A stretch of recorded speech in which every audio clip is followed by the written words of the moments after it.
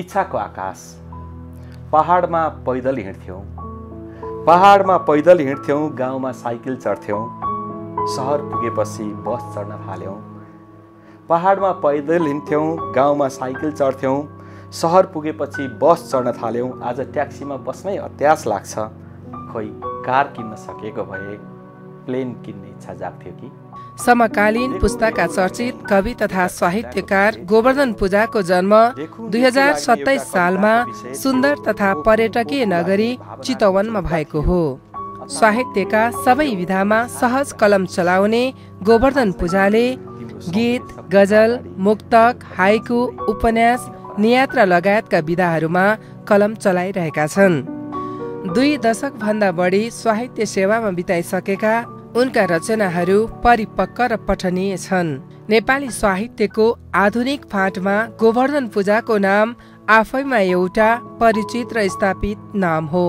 उनी अहिले नेपाली साहित्यलाई विश्वभरि फैलाउने उद्देश्यले अमेरिकामा स्थापना गरिएको अन्तर्राष्ट्रिय नेपाली साहित्य समाजको अध्यक्षको रूपमा कार्य गरिरहेका छन्। 1 दशकभन्दा बढी समयदेखि उनी अमेरिकाको बोस्टनमा रही विभिन्न साहित्यिक सङ्घ संस्थाहरूमा आबद्ध भएर कार्य गरिरहेका छन्। उनका प्रकाशित कृतिहरू असहमतिका पाइलाहरू, शून्यताको आँचलभित्र, धरतीको धुलो, पीडा अवतार, बाचल ओठहरू, बिक्रीमा यो जिन्दगी, अनाप नगरकी अम्बिका लगायतका थुप्रै कृतिहरू प्रकाशित छन्। उनले विभिन्न पत्र पत्रिकाहरूको सम्पादन समेत गरेका छन्। उनले नव कविता पुरस्कार, भानुभक्त लेखन पुरस्कार, युवा वर्ष प्रतिभा पुरस्कार, भानु मोती पुरस्कार, हरिभक्त कटुवाल युवा सम्मान, गजल श्री सम्मान, भानु द्विशतवार्षिकी स्वर्ण पदक लगायत दर्जनौं पुरस्कार र मान सम्मानहरूबाट पुरस्कृत र सम्मानित भएका छन्। सरल, सहज र सुललित सृजनामा नै आफ्नो पहिचान बनाएका गोवर्धन पूजा एउटा अलग शैली र सक्रियता बोकेर नेपाली वाङ्मयको फाँटमा लोकप्रिय बनिरहेका छन्। उनी नेपाली कला, साहित्य, भाषा, संस्कृतिलाई विश्वभर फैलाउने काममा निरन्तर सक्रिय भइरहेका छन्।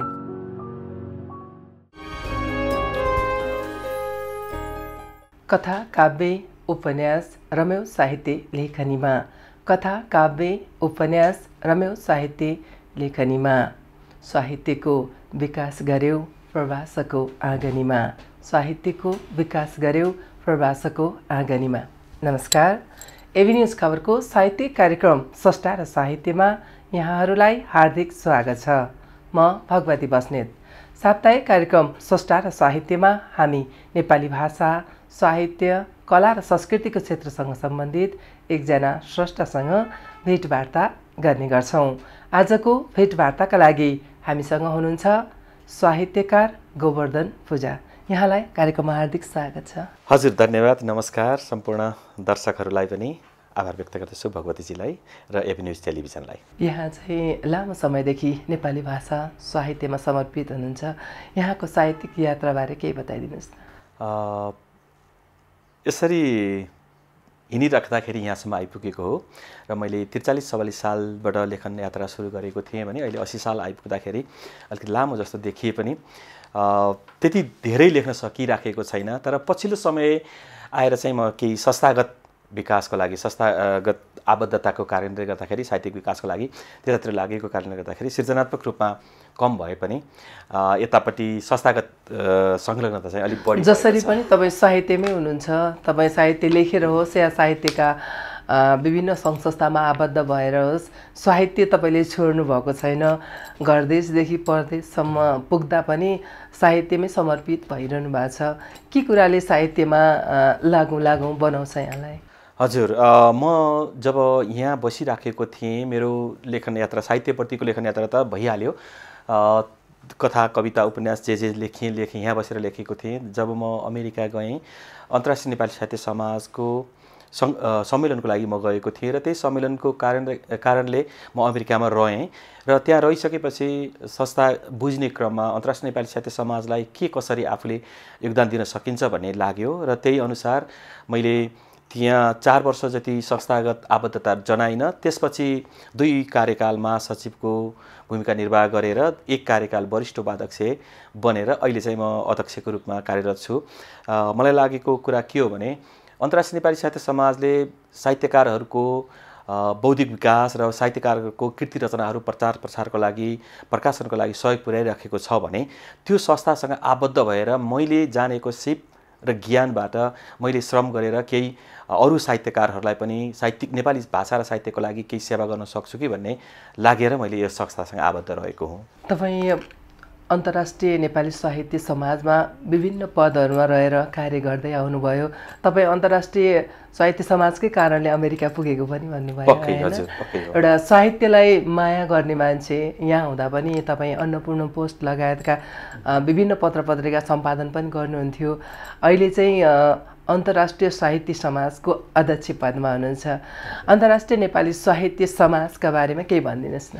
हजुर, यो अन्तर्राष्ट्रिय नेपाली साहित्य समाज चाहिँ अमेरिकामा स्थापना भएको अहिले 33 वर्षमा दौडिराखेको 34 वर्षमा लागि प्रवेश गरेको एउटा भन्ने हो भने विश्व अन्तर्राष्ट्रिय स्तरमा रहेको सबैभन्दा ठुलो नेपाली भाषा र साहित्यलाई सेवा गर्ने संस्था हो।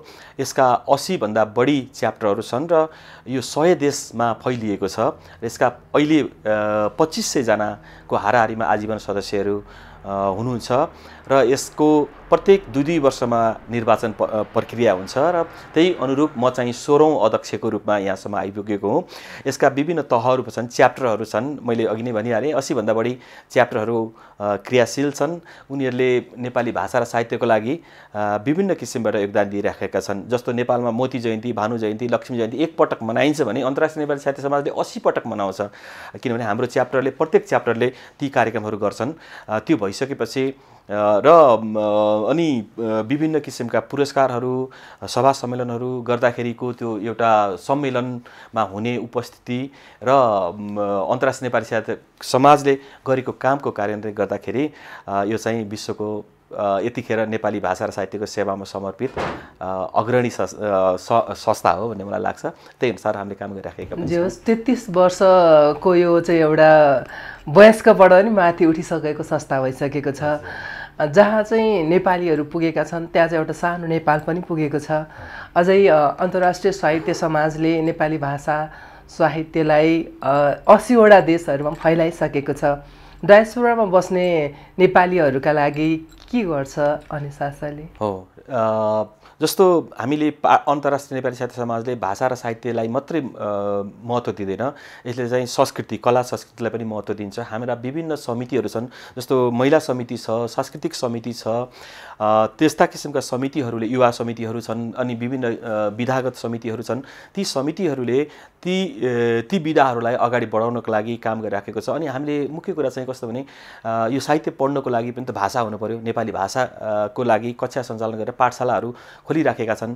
र यसपालि मलाई एउटा अचम्म के लाग्यो भने पाठशालाहरू के अरे विभिन्न ठाउँमा सञ्चालन त भइराखेका छन्, पहिलादेखि भइराखेको हो। तर हामीले जब अन्तर्राष्ट्रिय नेपाली साहित्य समाजले बोस्टनमा एउटा सम्मेलन गऱ्यौँ, त्यो सम्मेलनमा हामीले घोषणा गऱ्यौँ कि पाठशाला सञ्चालन गरेका गुरुहरूलाई चाहिँ हामी सम्मान गर्दैछौँ भन्ने किसिमको एउटा उद्घोष गरिसकेपछि उहाँहरू हामीसँग हाम्रो छत्रछायामा, हाम्रो छारीमा आउन चाहनुभयो र अभिभावकत्व ग्रहणको लागि हामीलाई अनुरोध गर्नुभयो। त्यसले गर्दाखेरि यतिखेर विश्वका प्रत्येक च्याप्टरले भाषा पाठशालाहरूको तयारी गरिराखेका छन्। प्रत्येक च्याप्टरले पुस्तकालयको सञ्चालनको लागि सुरुवात गरिराखेका छन्। र त्यो बाहेक च्याप्टरसँग आबद्ध नभएका अरू व्यक्तिहरू, पर्सनली पढाउन इन्ट्रेस्टेडहरू, जसलाई नेपाली भाषालाई सेवा गर्छु भनेर लागेकाहरू पनि, जहाँ हाम्रो च्याप्टर छैन, उहाँहरूले सञ्चालन गरेको स्कुललाई सुद्धा अन्तर्राष्ट्रिय नेपाली साहित्य समाजसँग आबद्ध हुन चाहन्छौँ भनेर उहाँहरू आउनुभएको छ। त्यो भनेको हाम्रो लागि गर्व र खुसीको कुरा हो। र हाम्रो चाहना पनि त्यही थियो। हामीले नेपाल बाहिर एउटा अर्को नेपाल छ र त्यो नेपालमा नेपाली भाषा, साहित्य, संस्कृति, कलालाई संरक्षणको लागि र दोस्रो पुस्ताको लागि, आउँदो पुस्ताको लागि, भोलिको लागि पनि केही तयारी गरौँ भन्ने हाम्रो उद्देश्य रहेको थियो। र त्यही काम गर्दाखेरि आज हामी यो रूपमा आइपुगेका हौँ। अहिले भनौँ न पछिल्लो पुस्ताहरूले अब नेपाली भाषा बिर्सिने सम्भावना पनि धेरै रहेको छ। त्यसले कारणले पनि प्रवासमा रहेका नेपालीहरूले नेपाली पाठशाला को चाहिँ एउटा विकास गरेर त्यहाँ चाहिँ नेपाली भाषा सिकाउने काम गरिरहनु भएको छ। यसमा एनआरएन र अनेसास मिलेर काम गरिरहेछ कि छुट्टा छुट्टै कामहरू भइरहेछ? यो यसमा होइन, धेरै ठाउँमा यस्तो एनआरएन मात्रै होइन कि अरू स्थानीय संस्थाहरू हुन्छन्, जस्तो गुरुङ समाज, तमु समाज, के समाजहरू, नेपालीहरू जति पनि सम्प्रदायहरू छन्, ती सम्प्रदायले सञ्चालन गरेका सङ्घ संस्थाहरूसँग पनि संलग्न भएर अनेसासले काम गर्छ। किनभने उहाँहरू पनि जुन समुदायमा उहाँहरू बस्नुभएको छ नेपाली भाषा नै बोल्ने नेपाली भाषीहरू, अब भन्यो भने भुटानबाट गएकाहरू, भारतबाट गएकाहरू, सिक्किम दार्जिलिङबाट गएका नेपालीहरूले जो नेपाली भाषा बोल्नुहुन्छ उहाँहरू पनि हाम्रो संस्थामा आबद्ध आजीवन सदस्य हुनुहुन्छ भनेपछि त्यो अरू समुदाय त संलग्नता नहुने कुरै भएन। त्यसकारण यहाँनिर लगायतका सम्पूर्ण स्थानीय सङ्घ संस्था, त्यहाँ रहेका सामाजिक सङ्घ संस्थाहरूसँग मिलेर नेपाली भाषा र साहित्यको लागि काम गरिरहेको छ अनेसासले। तर अनेसासको नेतृत्वमा काम भइराखेको छ, यो चाहिँ एउटा खुसी र गर्वको कुरा हो। हजुर, यहाँ चाहिँ अहिले नेतृत्वमा हुनुहुन्छ, प्रवासमा हुनुहुन्छ, त्यहाँ चाहिँ अब तपाईँले एउटा अध्यक्ष मात्रै भएर पनि खान पाउनुहुन्न, काम पनि गर्नुपर्ने हुन्छ होइन। त्यो आफ्नो काम र सङ्घ संस्था अनि लेखनलाई कसरी समायोजन गरिरहनु भएको छ? यसमा अलिकति केही समय चाहिँ पक्कै सङ्घ संस्थालाई दिनुपर्छ। नेतृत्वमा बसिसकेपछि हामीले इमान्दारिता पनि निर्वाह गर्नुपर्छ। मैले यतिखेर भन्ने हो भने केही समय मैले हेरेको, त्यसकारण पनि मैले 4 वर्ष मैले केही पनि काम गरिनँ, अर्को 4 वर्ष महासचिवको काम गरेर अनि 2 वर्ष वरिष्ठ उपाध्यक्ष गरेर अहिले यतिखेर म नेतृत्वमा आउनुको पछाडि पनि मेरो अलिकति व्यावसायिक कामहरू छन्। आफ्नै व्यवसाय भएको कारणले गर्दाखेरि केही समय मैले यसलाई छुट्याउन सकेको छु र मेरो अब साहित्यप्रतिको लगाव रुचिको कारणले गर्दाखेरि जब म नेपालमा थिएँ त्यति बेला पनि मैले समय दिइराखेको थिएँ भने अहिले प्रवासमा रहेर अब यो 12-14 वर्ष बसिसकेपछि चाहिँ अब मलाई अलिकति यो मेरो रुचि र सोखको विषयमा पनि म समय लगानी गरौँ भन्ने हिसाबमा दिन सक्छु भन्ने हिसाबमा चाहिँ म यसतर्फ लागेको हुँ। र अहिले मसँग भन्ने हो भने म 8 घण्टा काम गर्छु, अरू मेरो 16 घण्टा चाहिँ मेरो नेपाली भाषा र साहित्यको लागि नै दिइराखेको छु। त्यही त पक्कै पनि यति धेरै माया गर्नुहुन्छ, त्यही मायाको कारणले नै अनेसास अहिले चाहिँ एकदमै चुस्त स्फूर्त र विकासशील रूपमा चलिरहेको छ। तपाईँ आएपछि गरेका केही नयाँ नौला कामहरू के छन् अनेसास? हजुर, अनेसासमा चाहिँ यस्तो एउटा चेन छ कि हामी रिले दौड जस्तै एउटा लट्ठी लिएर दौडेर अर्कोलाई दिएर अगाडि पुग्ने जस्तै किसिमको हो। सुरुवात जसले गर्यो, जसरी सुरुवात भयो, होमनाथ सुवेदी संस्थापक अध्यक्ष होमनाथ सुवेदीबाट सुरु भएको थियो भने उहाँ अध्यक्ष पनि हुनुहुन्थ्यो, संस्थापक अध्यक्ष हुनुभयो। त्यसपछिको क्रममा अहिले म 16औं अध्यक्ष हुँदासम्म अघिल्ला अध्यक्षहरूले गरेका कामहरू, 2 वर्ष भनेको अत्यन्त छोटो हुन्छ काम गर्नेहरूको लागि, तर धेरै कामहरू देखाउन सकिन्छ। त्यो गरेका कामहरू हामीले अगाडि टिपेर अगाडि नबढाउने हो भने त्यो त्यहीँ थन्किराखेको हुन्छ। 1991 सालमा होमनाथ सुवेदीले सुरु गर्नुभएको कामलाई गोवर्धन पूजाले यहाँसम्म नपुर्याउने हो भने ती होमनाथ सुवेदीले गरेका कामहरू, ऐतिहासिक कामहरूको मूल्याङ्कनै हुँदैन। त्यसकारण उहाँले गरेका कामहरू खप्टिँदै आयो। यहाँसम्म आइपुग्दाखेरि पद्म विश्वकर्मा, गीता खत्री, प्रकाश पौडेल माइला, पुरुष सुवेदी हैन लगायतका सम्पूर्ण अध्यक्षहरू, बसन्त श्रेष्ठ, सरला श्रेष्ठ लगायतका अध्यक्षहरूले जे काम गर्नुभएको छ राम्रो कामहरू, त्यसलाई अगाडि बढाउन यहाँसम्म ल्याएका छौँ। यस क्रममा हेर्ने हो भने विभिन्न सभा समारोहहरू हामीले 2 वर्षमा एउटा विश्व सम्मेलन गर्छौँ। त्यो विश्व सम्मेलनको हामी तयारीमा छौँ। अब सम्भवतः मेको लास्ट विकमा हामी त्यो सम्मेलन गर्दैछौँ। यसै गरी पोर्चुगलमा मार्च 8मा 8, 9, 10मा महिला सम्मेलन, क्षेत्रीय सम्मेलन प्लस महिला सम्मेलन त्यहाँ हामी गर्दैछौँ। बाल कविता महोत्सव हामीले एनआरएन अघि भन्नुभयो, यहाँले एनआरएनसँग मिलेर हामीले $1000 बाल कविताको लागि $1000 भनेको अत्यन्त ठुलो रकम हो। त्यो एउटा कविताको लागि त्यो प्रतियोगिता हामीले गरेको थियौँ गत वर्ष र यसपालि पनि त्यसलाई कन्टिन्युएसन गर्दैछौँ। राष्ट्रकवि माधव घिमिरेको जन्म जयन्तीको अवसर पारेर भर्खरै हामीले कविता महोत्सव सम्पन्न गऱ्यौँ।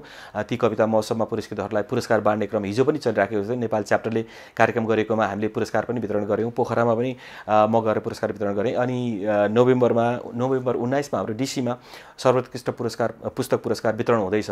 त्यो समारोहमा पनि हामी पुरस्कार वितरण कार्यक्रमहरू राख्छौँ। त्यस किसिमले त्यो कार्यक्रम एकातिर छ भने अर्कोतिर आजीवन सदस्यहरूलाई प्रमाणपत्र वितरण गर्ने, अध्यावधिक गर्ने कामहरू पनि हामीले गरिराखेका छौँ। र यसको साथसाथै हाम्रो निर्वाचनको बेलामा अलिकति सङ्घ संस्थामा अलिकति खटपट छटपट हुने कुरा चाहिँ मतदान गर्न पाइनँ भन्ने पनि रहन्छ। त्यो हिसाबमा हामीले चाहिँ अहिले म आएपछि मेरो नेतृत्वमा रहेको हाम्रो संस्थाले चाहिँ यतिखेर के गरेको छ भने परिचय पत्र वितरणको व्यवस्था गरेको छ। सबैभन्दा महत्त्वपूर्ण कुरा परिचय पत्रलाई कसरी वितरण गर्ने भन्ने कुरामा रहँदो रहेछ। अब हाम्रो 2500 जनालाई कसरी वितरण गर्ने, उहाँहरूलाई कोडिङ गरेर कसरी नम्बर दिने भन्ने कुरा हुँदो रहेछ। तर हामीले एउटा एकदम सरल किसिमले अहिले सहज किसिमले वितरण गरिराखेको छौँ। मेरो कार्यक्रमले अगाडिबाट सुरु गर्नुभयो कि वितरण गर्न पछाडिबाट? यसलाई चाहिँ हामीले के गर्यौँ भने नेपालबाटै सुरु गर्यौँ। हाम्रो मातृभूमि नेपाल भएकोले नेपालबाट सुरु गरेर अब अमेरिकासम्म जाँदैछौँ र हामीलाई यसमा परिचय पत्रमा राख्ने फोटोको कारणले गर्दाखेरि उपलब्ध भएसम्म यस वर्ष हामीले 1000 जनालाई परिचय पत्र चाहिँ वितरण गर्छौँ र त्यो क्रम चाहिँ अर्को कार्यकालले पनि पुरा गर्छ भन्ने हिसाबमा। र एउटा राम्रो कुरा चाहिँ के छ भन्दाखेरि हामी 2500 जना आजीवन सदस्यमा तपाईँ पनि आजीवन सदस्य हुनुहुन्छ। त्यो आजीवन सदस्यहरूले पाएको नम्बर अरूसँग मिल्दैन। अरूको त्यो एउटा स्थायी नम्बर भइसकेपछि त्यो अनेसासम्म तपाईँ बाँचुन्जेल र मृत्यु पर्यन्त पनि वर्षौँ जति बेलासम्म अनेसासा बाँच्छ त्यति बेलासम्म तपाईँको सन्ततिले पनि त्यो मेरो आमा बुवाहरू यो संस्थासँग आबद्ध हुनुहुन्थ्यो भनेर त्यो नम्बर चाहिँ यो हो भनेर देखाउने एउटा अधिकार प्राप्त एउटा अधिकार दिन खोजिराखेको छ, प्रमाण दिन खोजिराखेको छौँ। त्यही अनुरूप हामीले अहिले काठमाडौँमा हामीले 200 वटा बाँडिराखेको छौँ। पोखरामा 27-28 जना हुनु त आजीवन सदस्य, उहाँहरूलाई बाँडेर आयौँ। अब डीसीमा हुने कार्यक्रममा हुन्छ, बोस्टन भयो, न्युयोर्क भयो, मा पनि हामी त्यो बाँडेर 1000 चाहिँ कम्तीमा पनि 1000 जनालाई चाहिँ यतिखेर गरेको छौँ। र अहिले जतिले पाउनुभयो नेपालमा उहाँहरूलाई पनि हामीलाई अब छिट्टै हामी फोटोहरूको आह्वान गर्छौँ र इमेलको आह्वान गर्छौँ। उहाँहरूले त्यो पठाइसकेपछि उहाँहरूलाई पनि सहज रूपमा तुरुन्तै 24 घण्टा 48 घण्टा 1 हप्ताभित्र उहाँले परिचय पत्र पाउने व्यवस्था गर्ने मिलाइराखेको छौँ। यहाँले यो त संस्थागत कुराहरू भए होइन, यहाँले चाहिँ आफ्नो साहित्यिक लेखन पनि त्यतिकै गरिरहनु भएको छ। यहाँको निकै चर्चित अनाम नगर कि अम्बिका भन्ने कविता सङ्ग्रहको बारेमा केही भनिदिनुहोस् न। हजुर, मेरा 3टा कविता सङ्ग्रह पीडा अवतार, बाचालोटहरू 4वटा भएछ, प्रेम अवतार अनि अनाम नगरी कि अम्बिका 4वटा कविता सङ्ग्रहमध्ये अब पछिल्लो चाहिँ मेरो पछिल्लो प्रकाशन चाहिँ अनाम नगरी कि अम्बिका हो। त्यो मेरो 60को दशकमा लेखेका कविताहरू 75सम्म लेखेका कविता 73सम्म लेखेका कविताहरूलाई त्यहाँ समेटेको छु र अमेरिका गइसकेपछि पनि लेखिएका केही कविताहरू त्यसमा समावेश छन्। त्यही नै हो। त्यो अनाम नगर कि अम्बिका भन्ने त्यो एउटा शीर्षक चाहिँ तपाईँलाई कसरी जुर्यो? त्यति बेला एउटा चाहिँ सही पात्र, एउटा यथार्थ पात्र हो, तर त्यो पात्र यतिखेर मैले भेटेको छैन। त्यो पात्र चाहिँ एउटा विद्यार्थीलाई मैले भेटेको थिएँ। म अनाम नगरमा अन्नपूर्ण पोस्टमा काम गर्दाखेरि एउटा पात्र मैले भेटेँ। त्यो पात्रसँगको कुराकानी, उनीसँग नजिक हुँदाखेरिको कुरा, उनको व्यावसायिक कुराहरूलाई लिएर मैले एउटा कविता बनाएको हुँ। जीवनमा एउटा बाँच्नको लागि कति सङ्घर्ष गर्नुपर्छ र बाँच्ने क्रममा बाँच्दै कस्तो अन्तिम अवस्थामा कस्तो अवस्था पुग्छ भन्ने कुरामा चाहिँ त्यो कवितालाई मैले चित्रित गरेको थिएँ। मलाई त्यो कविताको चाहिँ एउटा नाटक पनि मञ्चन भएको थियो। मलाई अहिले याद भयो मैले, किनभने त्यति बेला विमोचन गरिएको थियो। त्यो विमोचनको बेलामा कृष्ण शाह यात्री, नाटककार कृष्ण शाह यात्रीले एउटा टिमबाट त्यो नाटक पनि मञ्चन गर्नुभएको थियो।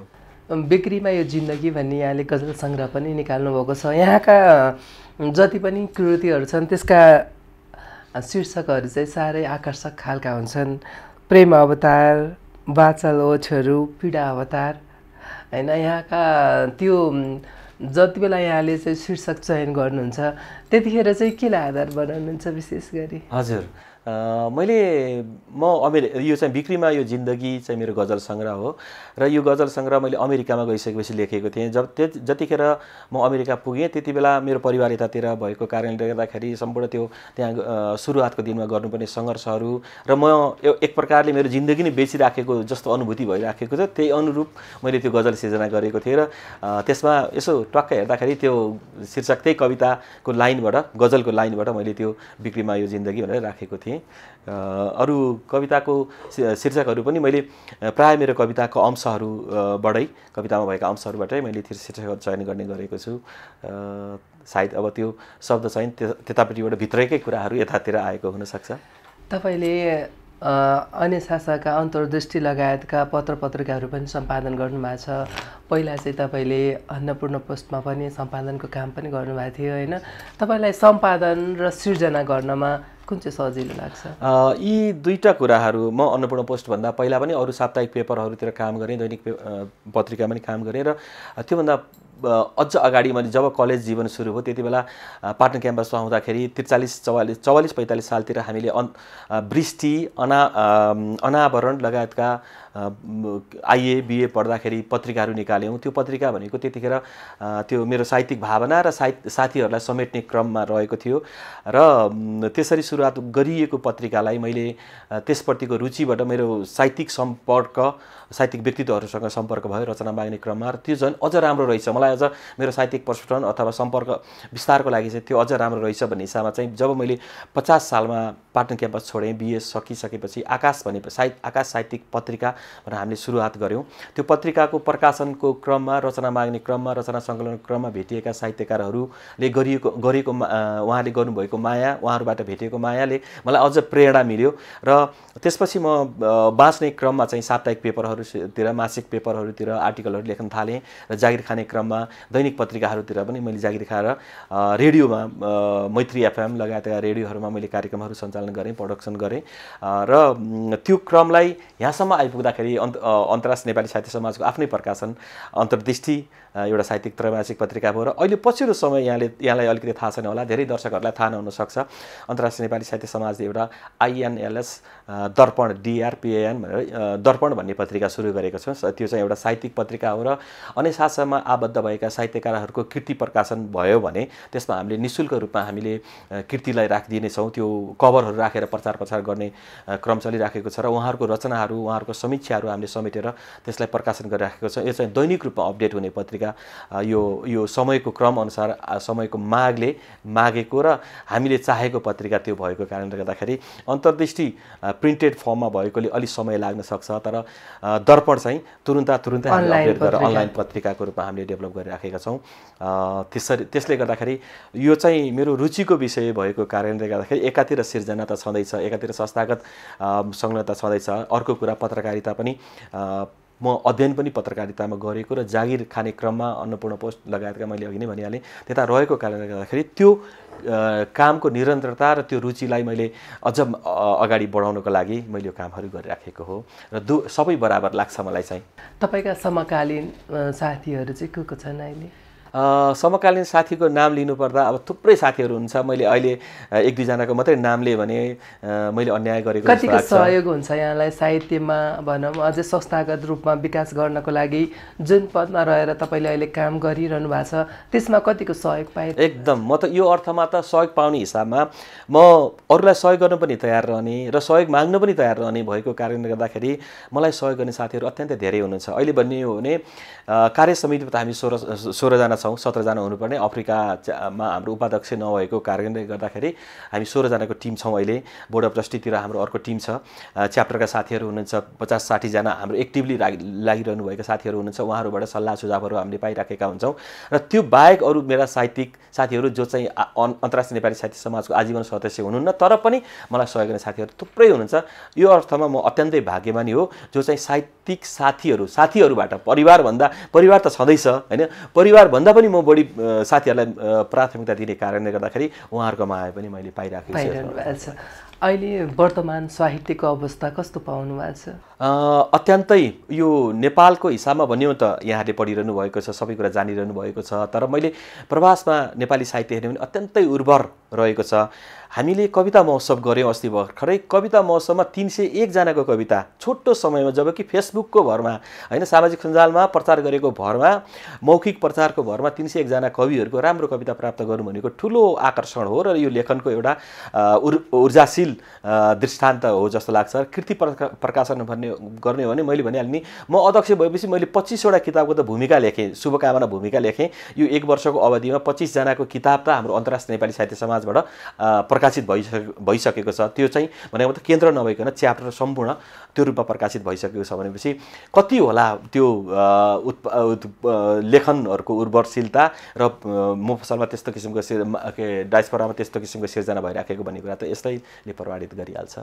अनि भनौँ न अहिले चाहिँ धेरै सङ्ख्यात्मक रूपमा चाहिँ धेरै पुस्तकहरू आइरहेछन् तर गुणात्मक रूपमा आएको छैन भन्ने पनि सुनिन्छ यसमा के भन्नु पक्कै होइन यसमा भनिन्छ नि भेलबाडी आउँदाखेरि सङ्लिनु समय लाग्छ जे पनि बगेर आइराखेको हुन्छ भन्ने कुरा हो अब प्रवासमा लेखिने सिर्जनाहरू पहिला 15 वर्ष अगाडि लेखिने सिर्जना मैले पढ्दै आइराखेको छु तर ती सिर्जनाहरू त्यहाँको दैनन्दिनी दिनचर्याका कुराहरू आफ्नो असन्तुष्टिका कुराहरू हुन्थे भने अहिले चाहिँ काव्यिक होइन त्यसमा संरचनागत रूपमा शब्दगत रूपमा एउटा कुरा चाहिँ कस्तो छ भने अहिले अब भनौँ न जहाँ जुन देशमा छ त्यो त्यहाँको आञ्चलिकता त्यहाँको कुराहरू लेख्यो भने त्यहाँ अन्य बस्नेहरूलाई त्यहाँको जानकारी पनि हुन्छ भन्ने एउटा ट्रेन्ड पनि चलेको छ नि अहिले त्यस्तो रचना पाउनु भएको छ कि छैन? छ अहिले अब धेरै नेपालीहरूले अहिले पछिल्लो समय लेखिएको किताबहरू म तपाईँले पढिहाल्नु भएको छ जस्तो पाण्डुलिपि भनेर हाम्रो कृष्णधरावासीको अरू ग्रेट फल्स भने त्यस्ता कुराहरू निलम कार्की निहारीका किताबहरू केशव राज गेवालीका किताबहरू कृष्ण कुसुमका कथाहरू